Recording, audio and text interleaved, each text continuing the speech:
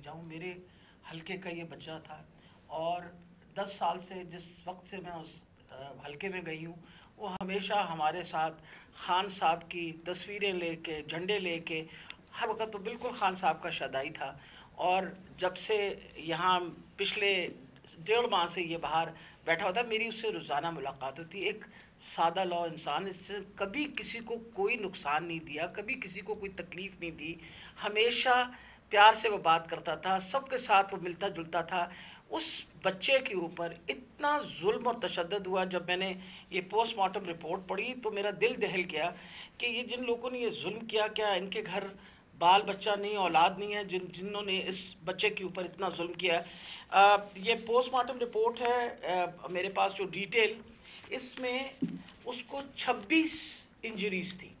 یعنی ایک انسان کو 26 انجریز، 26 تشدد کے نشانات تھے اس کے جسم کے اوپر۔ سب سے اہم جو تھا وہ تھا کہ اس کے سر کے اوپر باقاعدہ کسی بلنٹ انسٹرومنٹ، یعنی کسی ڈنڈے سے اس کو زور سے اس کے سر پہ مار کے، اس کا یہ جو ٹیمپرل بون سائڈ کی بون ہوتی ہے اس کا فریکچر ہو کے، اور اس کا انٹراکرینیل ہیمریج، یعنی دماغ کے اندر اس کے خون بہنا شروع ہو گیا تھا۔ اس کے ساتھ اس کے جو جسم کے اوپر انہوں نے تشدد کیا، خاص طور پہ پیٹ کے ایریا میں، تو اس کی وجہ سے اس کی تلی اور اس کا جو جگر تھا وہ بھی پھٹ گیا، اور اس کی وجہ سے انٹرنل ہیمریج شروع ہو گئی۔ اور جو چوتھی سب سے آخری جو 26ویں انجری ہے، وہ سب سے زیادہ تکلیف ہے۔ وہ بیچارہ پہلے ہی تم نے اس کو مار ڈالا، اس کے بعد اس کے سر پہ انجری کر کے، اس کے جسم کے اوپر اس کی تلی بھی پھاڑ دی، اس کی وہ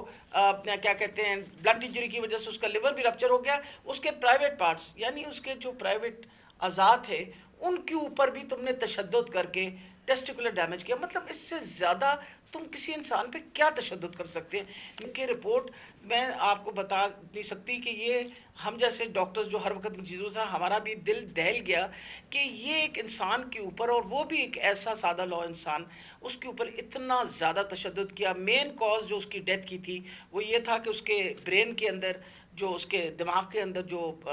ہیمریج ہو گیا، یعنی خون